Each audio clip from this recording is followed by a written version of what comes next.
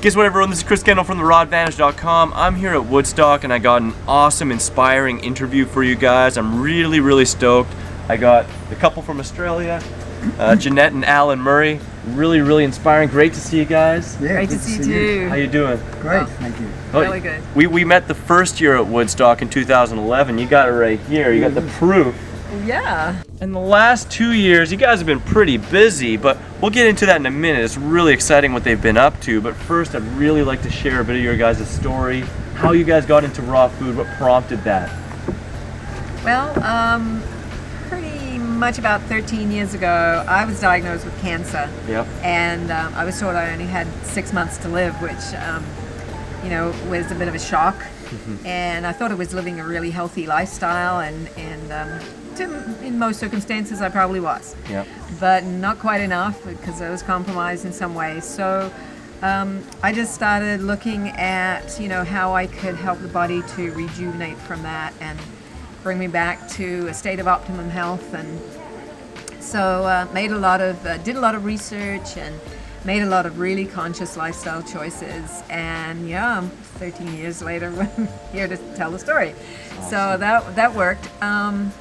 And so that kind of took us on to finding out about, the difference between a standard American diet or standard Australian diet, if you like, and a vegetarian and a vegan and a raw vegan diet. And we just, basically for me, I wanted to do 100% the best I could do. Yeah. So get 100% nutrients out of the food, and in discovering that you lose so many nutrients by cooking the food, even if it's vegan and good food, and also, of course, you lose the enzymes that you need to assimilate the nutrients out of the food. So it just made sense to eat it the way it comes from nature, and that way you're getting everything. Not only are you getting all the nutrients out of the food, but you're getting it in perfect balance because nature knows what it's doing. For sure. So you can stop thinking about it that way. You just get to and eat it. For me, in the healing process, I needed to have a lot more than I could eat. So I went into juicing a lot. So did a lot of juicing. Did you do a lot of this together? Was it Yeah. really Yeah. awesome Yeah, as we a did. couple coming together? Oh, yeah. That made it work really well. For sure. That Supporting was a each real other and- process. Yeah, for sure. yeah. Awesome. And so we made that decision to just go for it and see what we could do in that 6 months, and basically turned the whole prognosis completely around. So when you went in 6 months later, or around 6, 8, 10 months, whatever it was later, what did the doctor say? I don't know what you're doing, but keep doing it. It's working. Yeah, that's awesome. And from there, did it just get better and better until it was just Yeah. gone? Or Yeah. Pretty much. Within the 6 months, I was completely clear of cancer. Wow. And That's 6 months to live, and then all of a sudden, there's no more cancer anymore. Yeah. No, well, instead of using that 6 months to die, I Yeah. chose to use it to turn that around so that, living is a choice. And just as life itself is full of choices, if we make them consciously, then we actually get a much better result. Yeah. And we know where we're going with it. So that's kind of the short form of that side of the story. I've written a book so that people can get more information Whole from story. that, with the whole story, and moving into living a more conscious lifestyle and eating raw plant-based foods, and how to maintain that so that you can stay in a state of optimal health as well as physical fitness. So about I guess it was almost 10 years later, we still felt that we wanted to share this information with more and more people. And so at the time we moved to Australia and came up with a plan that would show by example what's possible Yeah. on living a conscious lifestyle and eating raw vegan plant-based foods. So we I kind of suggested one day to Alan, well, you know, if we were to run around Australia, we would be able to meet a lot more people, and it would probably take a while. So we'd be out there for a while, Yeah, and maybe maybe the media will pick it up because there's a couple of grannies out there running around. I see. She just called you a granny, by the way. Just an old granny. So I said, are you serious? Have you looked at a map of Australia? It's pretty big. It's huge, right? Yeah. So we got the map out and we looked around and we divided things up and we found actually if we were to run a marathon every day for a year, we'd end up back where we started from. That's So that was the unreal. plan. And, It's perfect. It almost made it like just absolutely perfect, right? Yeah. well, the first thing Jen was talking about, it seemed like it was out of the question, but once we decided what we were going to do, Yeah. then all of a sudden it became easy because we knew what we had to do. Yeah. Yeah. We had a goal. And we had to train. So the year 2012, we actually ran 6,000 kilometres just in training. Yeah. Every And that day we year- ran it. Yeah, ran This is every why day. you guys weren't at Woodstock the last 2 years. That's 'cause you're right. Yes. training and Training. really working and Exactly. spreading the message in your Organising way, the whole bringing. thing. That's right. Yeah.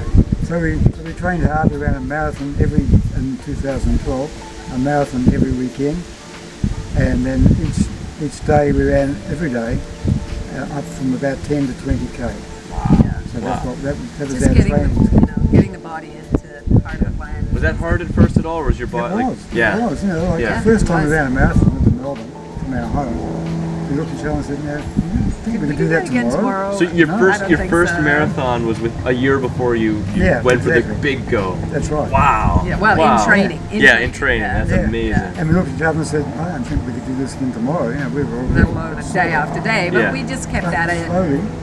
After a while. Yeah. You start to have He-Man legs, right? You're like just bouncing cords off your legs and your abs and everything. Yeah, that's right. And also it gave us during that time it gave us the chance to really play a bit with the food and see what was going to work the best, so that we were actually recovering while we were running, because we needed to run again the next day. Most people run a marathon and take a few weeks or months to get over it. But Huge, yeah. but in most of those cases, they're also not on a really healthy diet necessarily. They're so- recovering from what they're eating. Exactly, So- or and the Exactly, lack yeah. of nutrients to Either to party physically afterwards. do that. Yeah, I did it. Yeah, exactly. I imagine you So- weren't doing that. So No. what would an average day on a marathon look like then? Like what you eat before, during, and after the event? Okay, well, I can do that. When we woke up every morning 10 to 4. Seemed a bit early, but we had to get on the road early. And we had to have time to digest some food. So I'd quickly make a big banana and grapefruit smoothie with so a bit of just- ginger. yeah. That was pretty much a very simple smoothie. But we found if we drank it slowly enough, settle down. Yeah. So we'd drink, a good 2 big glasses each. And then we'd be out the door 5 o'clock. Normally we'd run about 5 miles and we'd stop for some bananas, because bananas are so handy. Peel a banana, and sometimes we'd eat 5, 10 or 15 bananas at that stop. Then we'd be off again, and the next stop was about 10 miles into the run. Make a nice big green smoothie, which is any fruit we had left over, mangoes, pineapples, bananas, always more bananas, and then we'd put in some greens, like some kale or spinach, that sort of thing. Off again, and then we'd, next stop was usually like a big feed of either tomatoes or oranges, just whatever was there, but just one thing. Yeah. So we'd have like 10 oranges, or 10 tomatoes, something like that. And then we only had one more leg to go, so we'd run that last one, we'd stop. But our crew were really good, they always make us a big vegetable juice. Nice.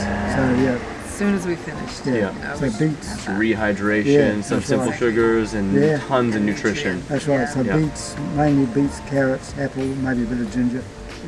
And then after that, we'd have an avocado, because we really felt the last 4 or 5 miles we could feel this sort of burning fat. You know, Yeah, like for just a sure, feeling for you sure. get. Yeah. So have a big When you avocado. don't have any to burn, it's kind of, you got to Yeah, exactly. You got to something there. replenish that. Yeah. Guaranteed. So a big avocado each, and maybe some sun-dried tomatoes or some olives, Yeah. just for a treat, just Yeah. cheer us up a bit. And then we'd have a big salad after that. And then lots we'd of greens. Yeah. And, Yeah, like you savory fruits. like you see here at Woodstock, large bowl of salad. Yeah. And then Much as you could ever enjoy. yeah, Yes, right. exactly. Where has that gone from now? Because you guys now, you have a world record, don't you? Yeah. We do. Tell us about that. Well, as we were running along, we did find out that the world record was 365 consecutive marathons. Yeah. As soon as we heard that, we made a plan to do one more, just to be sure. We're really out to break records, but It's more attention. It's seemed- good for the message Yeah. and to show what you can Absolutely, do. that's, Yep. yeah, that So was- we ran an extra one on January the 1st, 2014 this year. And that was from Melbourne out to our hometown. It was lovely because if you've seen the movie Forrest Gump, yeah, Yeah. reenacted it Yeah. totally. I bet you did. Everybody was there. gathered It up was 50 great. people on the way. It was the shortest marathon, you know. There's a it seemed like it was- documentary too, right? There's a film, right? Yes, And yeah. does it have some of that footage and some of that? Oh in it? yes, Yeah. yeah, that, yeah. yeah. Awesome. Yeah, we took a lot of raw footage, during the run, of course, but we didn't have. Well, several times we had like TV and media crew come out and join us for several days sometimes, and so we've got all that raw footage as well. But we also had several cameras rolling, with our crew. We always had 2 people with us. And they were just volunteers would come out, drive the 2 vehicles, and peel the bananas, and make the food, and it was fantastic. It was just amazing to be able to. We couldn't have done it as well, without those volunteers for sure. For sure. But so they were also filming and just picking up cameras. So we've got a lot of different footage. And after we'd finished, about 2 months after we'd finished, we were giving a speaking event in Sydney. We'd just flown up there to speak to everybody about what we'd achieved and how and why. And in the audience was a filmmaker and a film director. Nice. And nice. he, after hearing us speak, he came up and said, "Look, this is phenomenal. Not only what you've achieved physically, mentally, but also the message that we have of bringing to the world that pretty much anything's possible if you make those conscious lifestyle choices. Not only physically, but mentally, and wanting to bring that kindness and compassion into our lives that's going to make a difference worldwide." So he said, I want to make a film and I want to take it to the cinemas worldwide, and the way to do that is to basically go out there and do a rerun. And we went, "You what?" So he said, "No, we want to do some really good cinematic shots, so we're going to be doing that when we get back from Woodstock now, and putting that together along with the raw footage and some interviews with different people that have gone on similar paths and found the same benefits.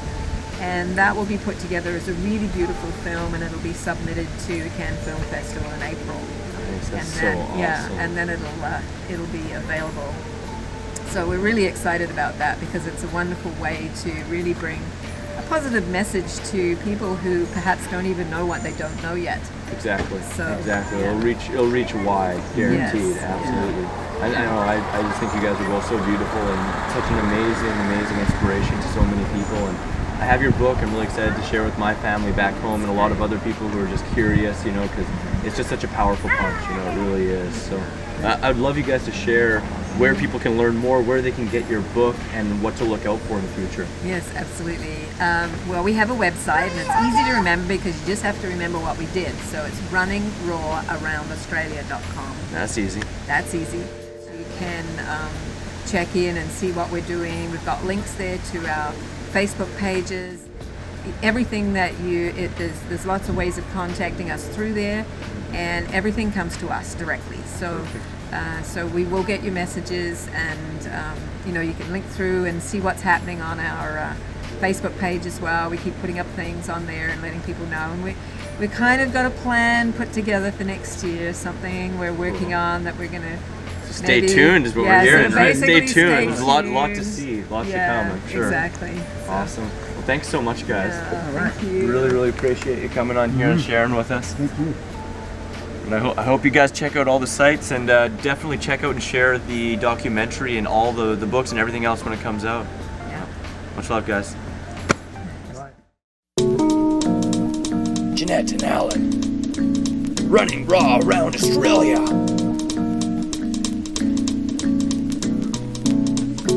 Check out Chris Kendall's other videos. Also, click below for his free ebooks. Excited to announce my new iPhone app, free with 101 frickin' awesome recipes, Terry retreat treats, food combining charts, shopping carts, and more.